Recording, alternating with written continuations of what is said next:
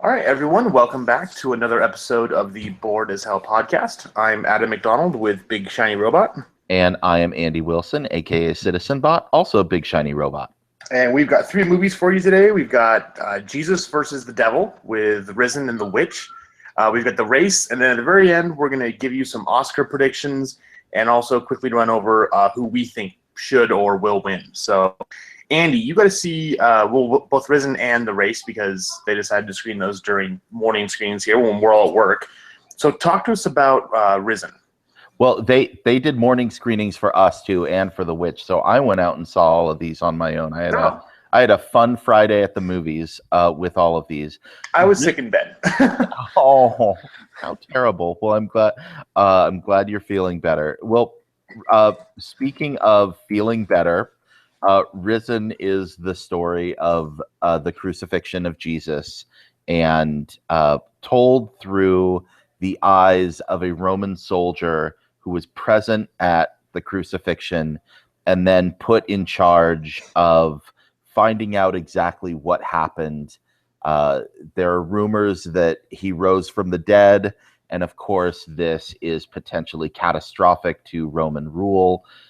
And so we have to put all of these rumors down.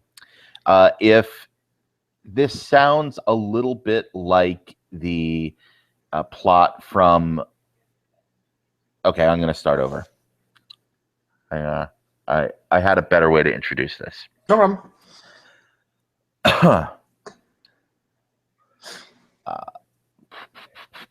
Okay. So, Risen is the story of the crucifixion and resurrection of Jesus Christ, told through the eyes of a Roman soldier who was present at the crucifixion. If this sounds a little bit like the plot of the fake movie they were filming in the Coen brothers' Hail Caesar, it's because it exactly is. And yeah, I was wondering about that because when I saw the trailer, I'm like, this. I swore I just saw this last week. So it was very hard to watch this and not feel like I was watching some sort of self-parody. And at the same time, it made me wish for the Coen brothers' dialogue and crispness and scripting and knowing exactly what they were doing. You remember the same week we talked about Hail Caesar, we also talked about Deadpool. And the best thing about Deadpool, they nailed the spirit of their source material. I have not seen a biblical epic in a long time that fails so miserably to get what the source material was really about. And so this rung very hollow to me. I was actually talking with another one of the critics about this movie, and she said, "Oh yeah, I kind of liked it. It didn't feel like it had a religious message at all." And I'm like, so we have a movie about Jesus, and you walk away feeling like, "Oh yeah, there was no religious message there." I'm like, how do you do that? It's like, pick one of the 44 ways you can interpret Jesus and make a movie about it. Instead, this devolves into a weird kind of CSI Jerusalem as Joseph Fiennes, who's playing this Roman soldier, is tasked with tracking down the body of Jesus, and he's aided by Draco Malfoy. And of course, on their back is Peter Firth, who, if you ever watched the British drama MI5, he is Harry in all of those. So a good cast, well acted, actually fairly well directed, great scenery, well put together, but it didn't strike any sort of emotional chord with me. And as it becomes this weird escape story of the Roman soldier helping the 12 apostles flee from the Romans in Jerusalem to get to Galilee, I'm like, this feels more like the boring parts of The Hobbit. Uh, and there you got Peter and James and John and Doubting Thomas and Biffer and Bomber and Oin and Donner and Gloin Blitzen. and yeah, and I'm like, well, I don't get this. I don't know what you're trying to do here, because this feels like this could have been an emotionally impactful movie, a spiritually impactful movie. And I mean, say what you will about Passion of the Christ. I happen to think it was basically torture porn, but at least it had a very specific message. And it was giving that very specific message all throughout, and you couldn't help but feel that. So it makes me wish for the days of The Greatest Story Ever Told, The Robe, Ben-Hur. I'm not saying every movie needs to be a biblical epic on the same level as Ben-Hur, but you could have at least tried. So when all's said and done, this is right down the middle. This is a 5 out of 10. Well put together. But if you're going to take on the death and resurrection of Jesus, try to say something a little bit more cogently. Yeah, the general consensus I've picked up from my friends up here, fellow critics, is that, like you said, it's well shot, it's well put together. It's good to see a biblical movie that actually, or a religious movie that actually has production value to it. Mm-hmm. Because there's, especially up here in Utah, and I'm sure you're aware, there's a lot of LDS movies that are catering just to that crowd, like The Singles Ward and Home Teachers and stuff. That really is just pandering, and it's like they took $20, a high-8 camera, and said, we're going to make a movie and it'll sell because everyone will buy it because they're Mormon. And they've done the same thing with the blaxploitation movies and LGBT cinema for a while. Mm-hmm. So it was good to see some production value in the movie. That being said, it was boring as hell, and if you're not a believer, there's probably not much there for you. Yeah, and I think that there's a way to split the difference and have a movie where it's not necessarily about being a believer, but maybe being able to, like, the essence of this movie should have been, here's a Roman who's not a believer, who is impressed by what Jesus is and what his message is. And that is exactly what you got in Hail Caesar, for just those 2 minutes of fake dialogue. And the Coen brothers have such a better idea of what the message of Jesus is, with their tongues planted firmly in their cheeks. A couple of Jewish boys totally nail Jesus in a way that this film completely fails to do, and it's just so disappointing. And as someone who can appreciate a secular take on Jesus, and someone who has strong religious convictions about Jesus and the nature of Jesus, it didn't satisfy either of those very well, and so there's no excuse for being boring. And that's kind of the cardinal sin of this movie. Yeah, well, and speaking of being boring, let's move over to Satan now. Yep. Because this next movie is the kind of the big, anticipated, overhyped horror film of the year called The Witch. Now, The Witch premiered at Sundance last year, and it was one of the most talked about movies there. And I got to see it back then, and I've not really understood why people liked it back then, and I'm still not getting the hype now. But before we get into that, The Witch takes place back in the 1600s. It's early Puritan times in, I believe it was Massachusetts or somewhere in New England. And basically we have this family who is kicked out of their settlement for some reason or another. We don't really get why. And they're forced to go out and build a home near the woods and start raising crops. You've got a father and wife, their eldest daughter, Thomasin, their adolescent son, Caleb. They've got 2 creepy fraternal twins named Mercy and Jonas. And the wife just gave birth to a new baby, Samuel. Well, one day while Thomasin is playing peekaboo with Samuel, she goes, opens her eyes again, and the baby is gone. And that we don't really know what happens to it. The family blames her for the baby going missing. Well, come to find out, their is a witch that lives in the woods right next to them, and she starts kind of harassing the family and kind of making horrible things happen. The wife kind of forbids everyone to go into the woods, but they have to go hunting. And one day, while Thomason and Caleb are in the woods, they get separated. Caleb goes over and sees the witch, who appears as this beautiful, naked young woman who convinces him to give her a kiss. And when he does, he may or may not get possessed by the devil. Needless to say, he goes home, kind of goes through like a exorcism, coughs up this nasty bloody apple, praises God, and then dies. And then everything goes to hell, and everyone dies. And I won't give the ending away because that's what everyone's kind of freaking out about.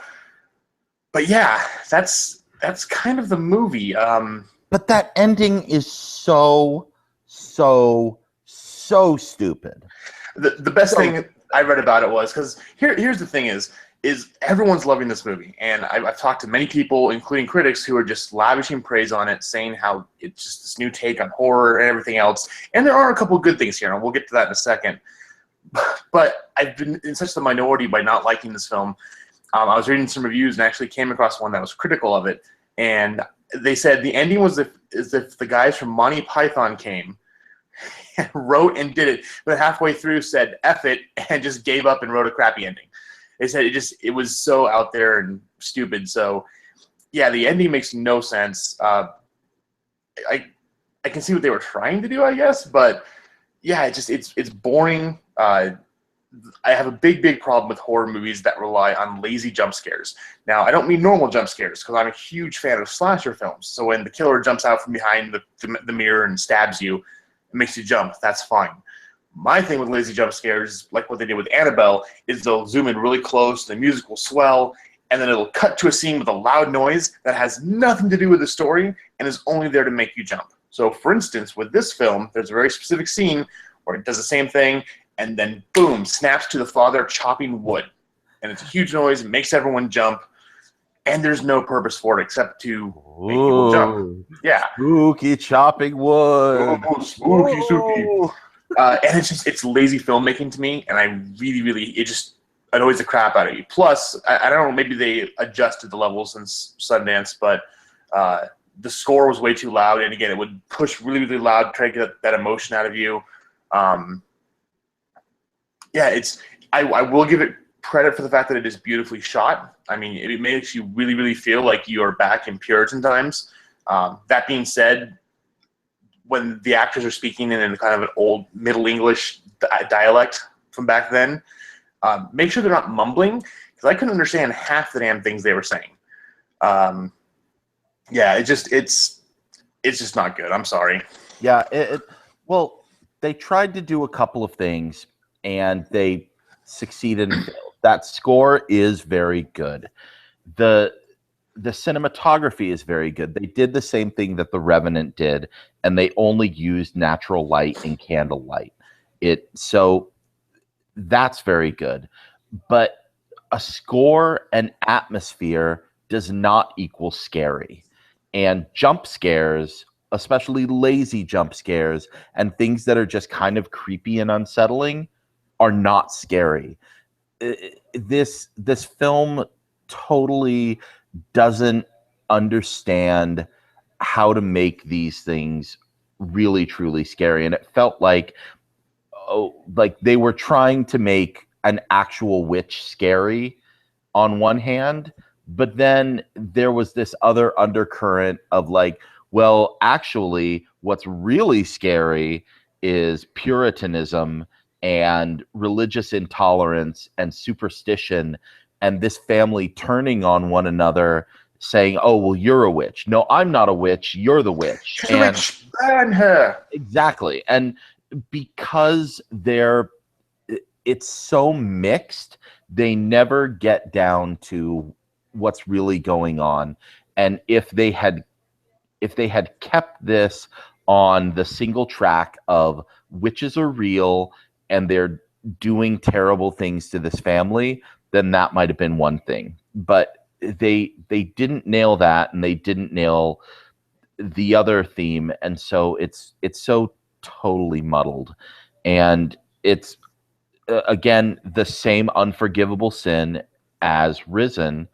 It's boring. For a 90-minute movie, I felt like I was in that theater for at least 2.5 hours. Oh yeah, it feels incredibly long, and yeah, there's some really cool undercurrents, and like you mentioned, there's the whole problem with, is there a witch out there? Which yes, there is. Doing horrible. In fact, when you learn what it does to the baby, that was the most grotesque and horrible scene in the movie, and that was the very beginning, which I was like, oh, that's horrible. Maybe this will be decent. Um, yeah, and then there's the whole family turning on each other, and there's some really good themes and ideas there. They just never fully realize any of them, and it kind of leaves you with horror blue balls. Yeah, in a lot of ways, and the ending was just so unsatisfying. Like seriously, I wanted to yell at the screen, like, really? That's it? That's what this is? You Really? can fly, you can fly, you can fly. And the big reveal on like who's behind it all, and I'm just like, this is so dumb. And I just can't forgive it. I feel like this was a great concept that they could have executed well if they had picked a theme and stuck to it. But maybe this is a first-time director, and he also wrote the screenplay based on actual testimony from people's records and journals and court records about supposed witchcraft in Massachusetts in the 1600s. So, they were going for authenticity and real scares. If they had made this more of a film like, hey, you know how everybody got scared of witches in Salem? Guess what? There actually were witches out there, and this is the true story of what actually happened. And they'd stuck with that. I think that would have been a much more satisfying movie. But it was confusing. Yeah. So this actually did win the best director award at Sundance last year. But I think we both kind of agree that the technical aspects of the movie are well done. I mean, oh yeah, the lighting, I think the directing's great, the cinematography's there, but unfortunately, it's like you've got a skeleton of a great thing, but then you've got a saggy, shapeless mass hovering over it that just kind of destroys any semblance of what could be there, the promise of what could have been. So I'm being very, very generous in giving it a 3.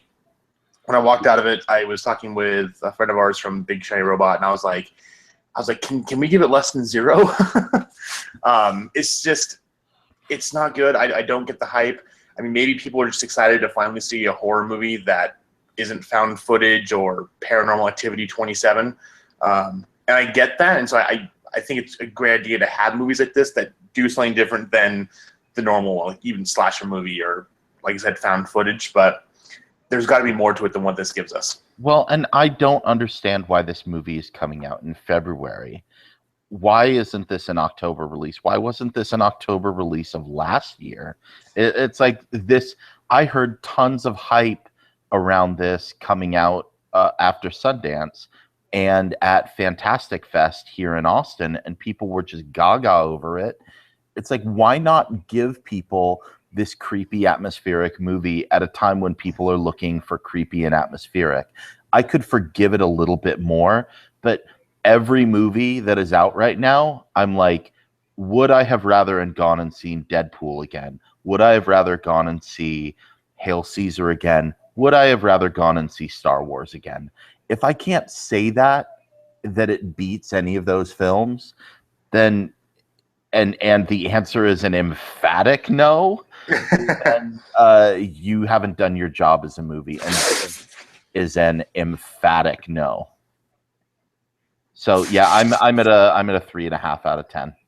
So, well, there you have it. Jesus beats Satan. So, as always, but you know who could beat both of them is Jesse Owens. Oh snap, son! Oh, So next we have actually a film that I liked quite a bit, which is Race.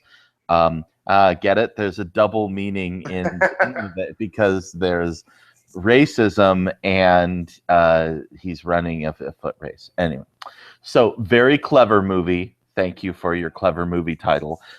This is the story of Jesse Owens, who you may or may not know went to the 1936 Olympics in Berlin. And as Hitler and Goebbels and everyone else was trying to show off how excellent the German Übermensch Aryan nation was with their awesome white people, Jesse Owens goes in, breaks a bunch of world records, wins 4 gold medals. Basically spanks their asses. Yeah, and a lot of those records stayed around for a quarter of a decade more. And Jesse Owens, for a long time, was recognized as and should be recognized as one of the greatest U.S. Olympians ever. So this story can't be understated.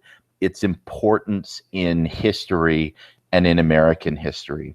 And this story actually begins about a year and a half before the Olympics, as Jesse Owens is enrolling in Ohio State University and meets his new running coach, played by Jason Sudeikis. Jason Sudeikis, who I didn't hate in this role. So this is the second movie in a row that Jason Sudeikis has done where I've been very pleased with him. So good job. He does a really great job not being a smarmy a-hole. And that's good. Yeah, and he's just very good, and he tells young Jesse Owens, who's played by Stephen James, who he was in Selma playing John Lewis a year ago. That was probably the second best performance in that movie. No, third best, because yeah, but so he was one of the best parts of Selma, and he's one of the best parts of this movie. So his coach tells Jesse, your start sucks, your form is off. I'm going to teach you how to actually run. I'm going to teach you how to actually work. You're fast, you're really good, but I'm going to teach you how to be a champion. And so they go through this very long process of qualifying for the Olympics, and there's this second storyline going along of all of the people who are actually trying to get in Jesse Owens' way to going to the Olympics. The NAACP actually asked Jesse Owens not to go and compete. Really? Yeah, they did, and because they said it would be disrespectful to all of the people who are being oppressed by Hitler's regime, and it would bring attention to the oppression faced by African Americans in the United States. And Jesse Owens is like, no, it's exactly the opposite.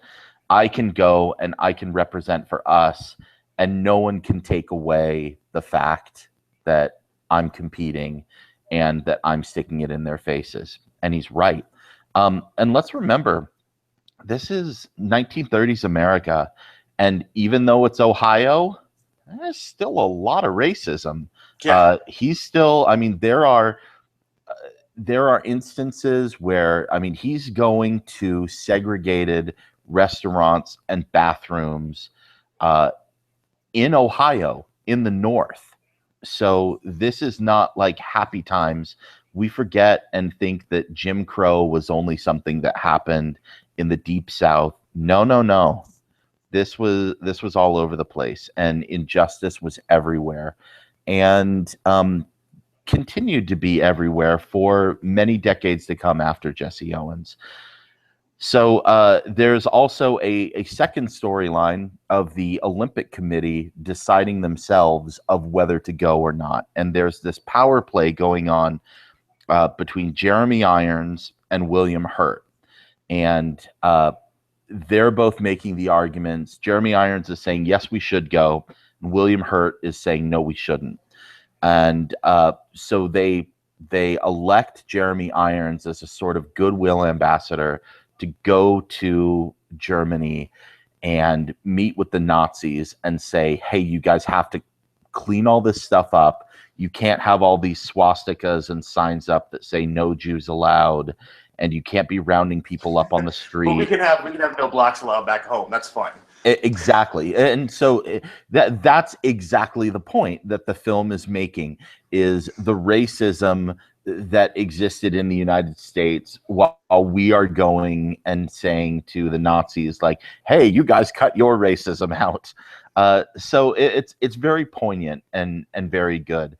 And then there is this kind of subplot to the subplot, where you have Joseph Goebbels and Leni Riefenstahl, who are Goebbels was the head of the Ministry of Information and the guy behind all of the propaganda behind the Nazi regime.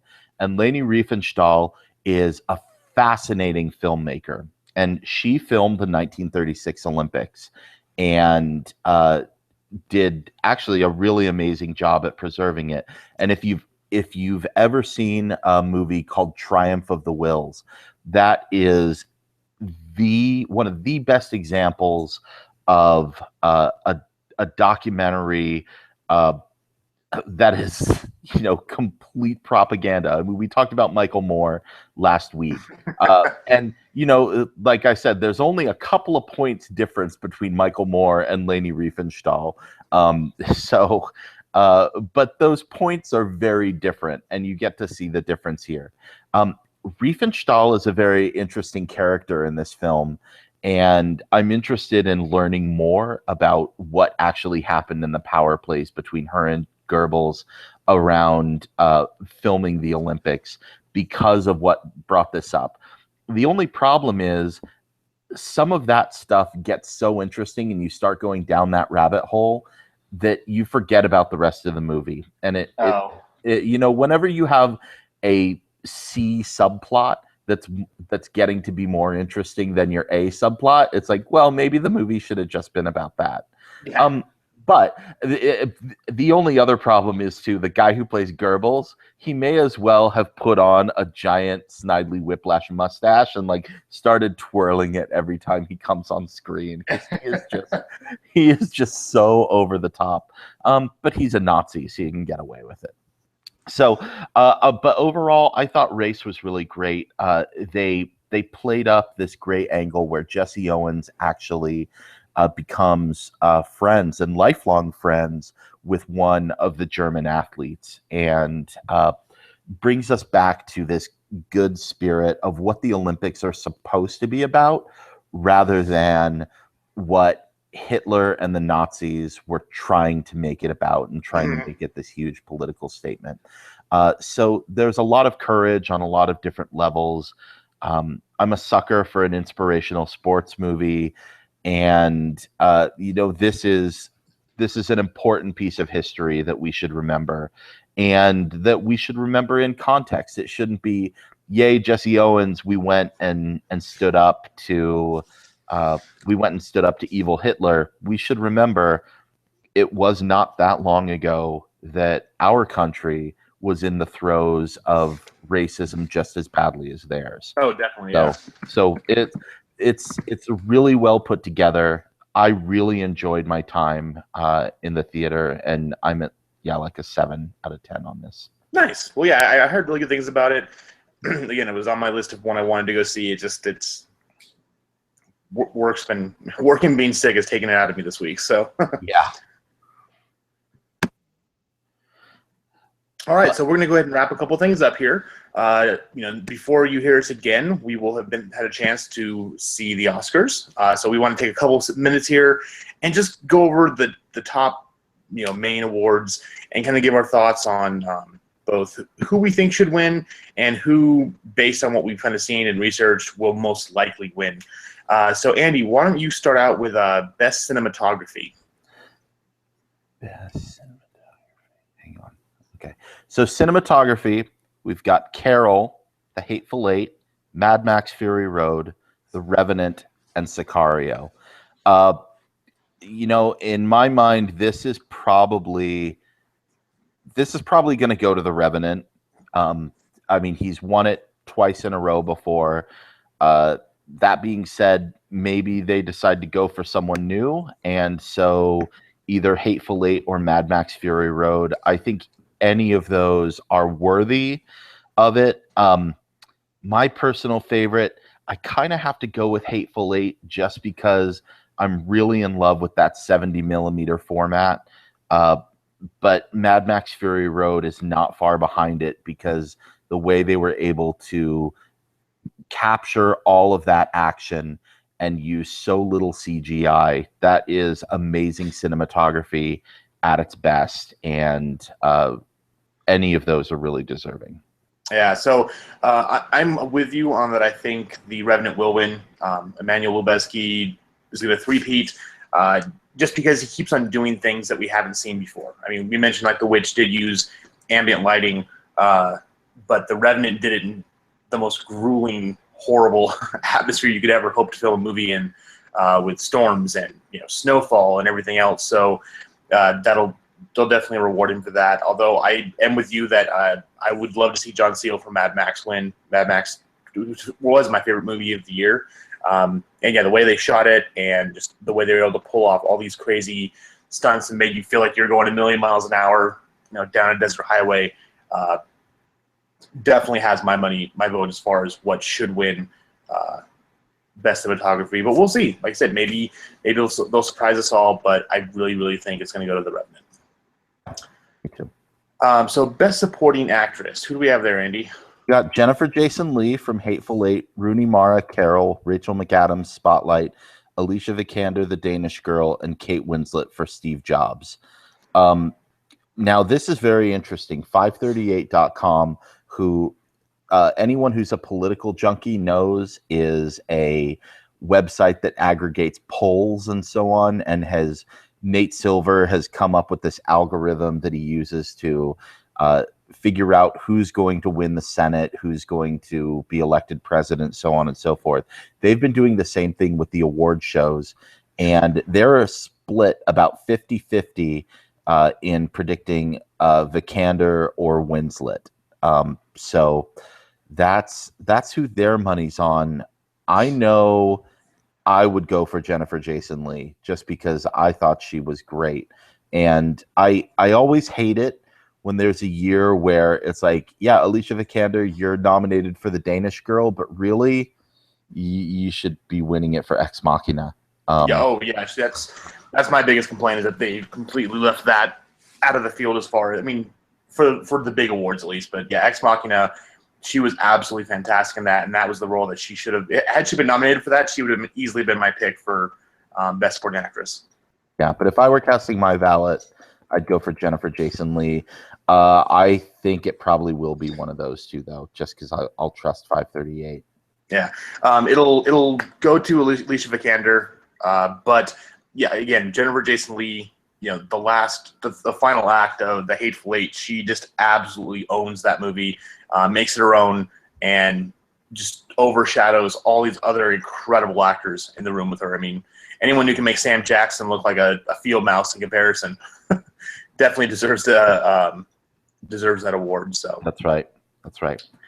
So with Best Supporting Actor, we've got Christian Bale for The Big Short, Tom Hardy in The Revenant, Mark Ruffalo in Spotlight, Mark Rylance in Bridge of Spies, and Sylvester Stallone in Creed.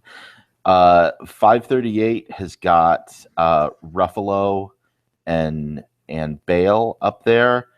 Sylvester Stallone won the Golden Globe, so I don't know. Maybe Stallone wins another Oscar. For me, I thought Rylance was the best supporting performance of the year. I would be happy to see Ruffalo win, just because I think Ruffalo is quite possibly the best actor of his generation. I'm saying it's going to go I'm saying it's going to go to Stallone. He's actually never won an Oscar. Yeah. He's only been nominated for Best Actor and for Best Screenplay back for the original Rocky, and I think this is maybe more of a legacy award Not that he wasn't brilliant in Creed, because he was fantastic. Honestly, if it had been any other year, or any other nomination except for him, I would definitely go with probably Rylance from Bridge of Spies, because he was fantastic. But Stallone, again, it's his year. So Stallone for sitting on a chair and reading the paper to a couple of gravestones. That's what he's getting it for. No, I'm kidding. There's that really great scene that is, in my mind, the heart of the movie, where he's looking at Michael B. Jordan in the mirror, and he's like, "You see that guy right there? That's your toughest opponent. That's who you got to beat when you're out in the ring." And the look of intensity on both of their faces, and they are just in the zone. And it was one of the best parts of watching that movie, was seeing the two of them work with one another. So if Stallone wins, I'm not going to shed any tears. I just love for Mark Ruffalo to win an Oscar. He deserves one. Yeah. And that way we can be like Academy Award winner and the Hulk, Mark Ruffalo. So actors in the leading role, we've got Cate Blanchett for Carol, Brie Larson for Room, Jennifer Lawrence for Joy, Charlotte Rampling for 45 Years, and Scarice Ronan for Brooklyn. I think it's easy to say we all know it's going to go to Brie Larson for Room. Everyone's been talking about that performance since the day that movie came out, so it's pretty much Brie Larson and the also Rans. Yeah, I think so. I don't think there's much to discuss there.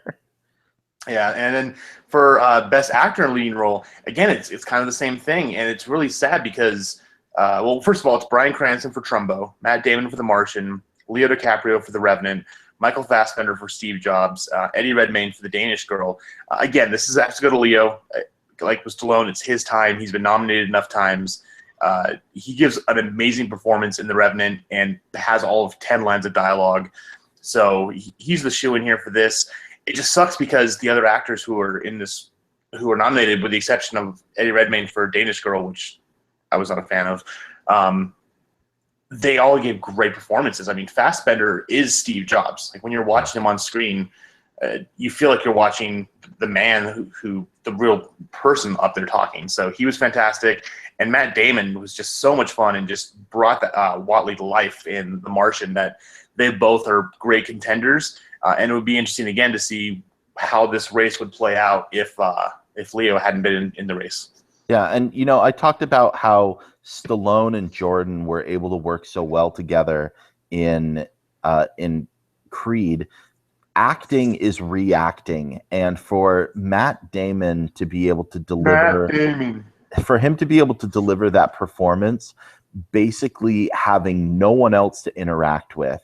Most of that movie, he's completely alone. That's something. That being said, the same could be said of DiCaprio, who is mostly alone during his part of the movie as well. So props to both of them. And just Cranston and Fassbender are amazing as well. So everyone's a winner in that category in my mind. Yeah, they're all great performances, except for Eddie Redmayne. Andy, take us out with directing and then Best Picture. So for directing, we've got George Miller for Mad Max Fury Road, Adam McKay for The Big Short, Alejandro Inarritu for The Revenant, Lenny Abramson for Room, and Tom McCarthy for Spotlight. Wow. I got to go with my heart on this and go for George Miller for Mad Max Fury Road. The Big Short was a great film. Spotlight was a great film. The Revenant was a great film. Those are certainly all incredibly well directed. But Mad Max Fury Road was something else, and it was the culmination of so much of George Miller's work. And it was timely. It was new and different, and it was exciting, and it was something that a lot of other Oscar movies aren't, which is popular. I mean, I guess, The Revenant was actually pretty popular too. Mm-hmm. It actually made quite a bit of money in the box office. So, even my parents went to go see it. They don't go see the R-rated movies. Yeah. So, I mean, but I think Mad Max Fury Road is that rare popcorn movie that means so much more. And so if I were casting my ballot, I'd go for Miller. I think the Academy will go with Inarritu. Yeah, and it's funny, we have the exact same ideas here. Inarritu will definitely take it, although there is this, again, the small chance they may give it to George Miller, just as, again, kind of that Lifetime Achievement Award. I mean, I know he's planning to make more Mad Max movies, but it's also getting to where he's getting up there in age, and we don't know how much longer he'll be with us. So count on Inarritu, but it'd be really, really cool if George Miller would take it because, again, Mad Max Fury Road, between the cinematography and the directing, was just those were just flawless aspects of that movie. And then we've got for Best Picture, The Big Short, Bridge of Spies, Brooklyn, Mad Max, The Martian, The Revenant, Room, and Spotlight.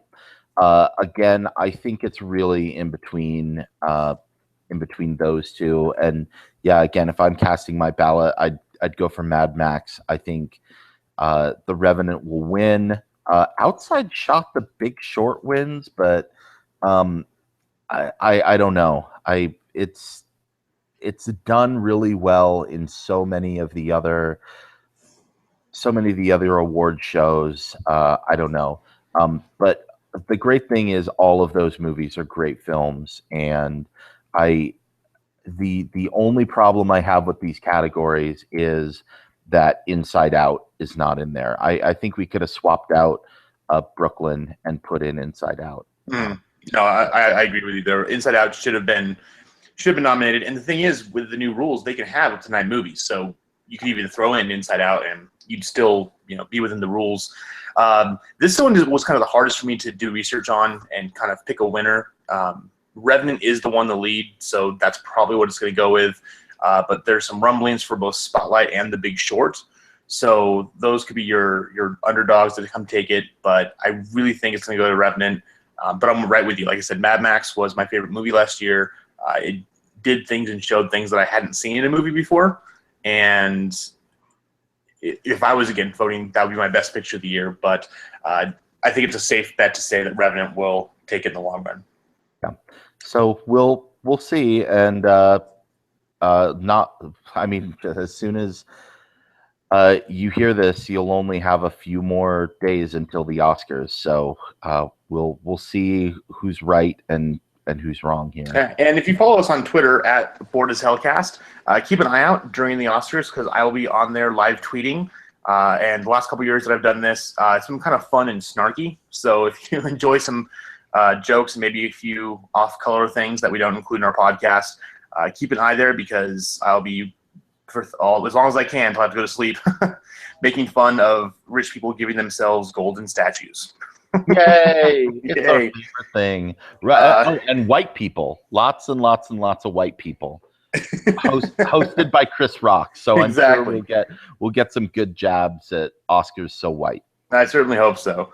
All right, so next week we've got Gods of Egypt, 999, and Eddie the Eagle is going kind of keeping with the Olympian run. So I think we've already seen one of those, and we're already excited to talk to you about it. So until then, hail Satan, and have a lovely afternoon.